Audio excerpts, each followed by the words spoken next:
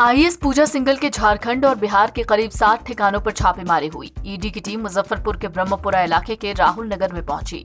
विशाल चौधरी के पिता त्रिवेणी चौधरी के आवास और उनके company frontline and Vinayaka groups में छापेमारी की।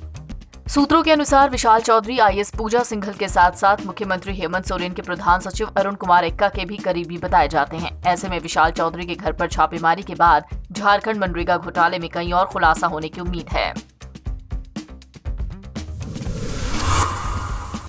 मुख्यमंत्री नीतीश कुमार का ड्रीम प्रोजेक्ट गंगा उद्वह योजना का उनके सामने ट्रायल हुआ है। जैसे ही गंगा जल घोड़ा कटोरा में बने जलाशय में पहुंचा, इसे देख मुख्यमंत्री के चेहरे पर खुशी की लहर दिखी। यहां पर 27 एकड़ जमीन एक्वायर कर वाटर ट्रीटमेंट प्लांट लगाया गया है। सीएम ने अधिकारियों के साथ वाटर ट्रीटमेंट प्लांट और घोड़ा कटोरा जल संचय केंद्र का जायजा लिया। वाटर स्टॉक करने के लिए 350 एकड़ भूमि अधिग्रहित की गई है। इस पूरी परियोजना पर 2600 करोड़ रुपए खर्च हुए हैं। साल 2019 में इस परियोजना की शुरुआत की गई थी। कितना दूर तक गया, कितना बचा, अनेक जगह तो अब लगभग वहाँ भी पहुँचने वाला है। यहाँ तक का तो पहुँच गया, वहाँ तक भी पहुँचने वाला है। तो अभी ये लोग वही ट्रायल कर रहे हैं, लेकिन असल काम जो होगा वो बरसात के समय में ही जो 4 महीने हम लोगों ने तय किया है, वहाँ से पानी लेंगे और यहाँ से फिर 3 जगहों पर जाएगा और वहाँ पर उसको प्यूरिफाई किया जाएगा, शुद्ध किया जाएगा और तब लोगों के वितरण के लिए वो सब होगा। ये सब पहले से एक चीज़ तय है और उसके लिए काफ़ी बार मीटिंग कर चुके हैं। और आज जो हम आए हैं ये तो देख ही लिया कि ठीक है, यहाँ तक आने की स्थिति हो गई। मधुबनी चाइल्ड लाइन की तत्परता से न सिर्फ एक बाल विवाह रुका, बल्कि हरियाणा से शादी रचाने पहुंचे अधेड़ सहित 4 लोगों को गिरफ्तार किया गया। पानीपत से 35 साल का आदमी 14 साल की लड़की से शादी रचाने घूघर डीहा पहुंचा। चाइल्ड लाइन टीम को नाबालिग की शादी होने की सूचना मिली। टीम ने गांव पहुंचकर लड़की के माता पिता को समझाया तो शादी तत्काल रुक गई। फिर पुलिस को सूचना दी गई। पुलिस गांव पहुंचकर दूल्हा और उसके साथ आए 4 लोगों को हिरासत में ले चुकी है। विवाह एक तरीके से कानूनन जुर्म भी है और हमारे माननीय मुख्यमंत्री भी हैं, लगातार इसके खिलाफ जो है सामाजिक अभियान भी चलाते रहे हैं। और हम लोगों की भी हमेशा कोशिश रही है कि ये जो इस तरह की जो किसी तरह की घटनाएं हों उस पे हम लोग कानूनी कार्रवाई करें और लगातार हम लोग लोगों को समझाते भी हैं। हम लोगों को ये भी बताया जाता है कि बाल विवाह करना सही नहीं है। उसी क्रम में घोघरडीहा थाना क्षेत्र है, वहाँ पे यूपी के कुछ लोग आए थे और बाल विवाह करने की जानकारी मिली थी। चाइल्ड लाइन हेल्पलाइन के साथ थाना गया था और 4 लोगों को डिटेन किया गया है। उन 4 पे कानूनी कार्रवाई की जाएगी अकॉर्डिंगली कानून की जो धारा है उसके हिसाब से। और उसके अलावा भी हम लोग लगातार मैंने सारे थाना को निर्देशित किया हुआ है कि इस तरह की कोई भी घटना होती है, खास करके जो बॉर्डर एरिया है उस एरिया में, तो उस पर कानूनी कार्रवाई।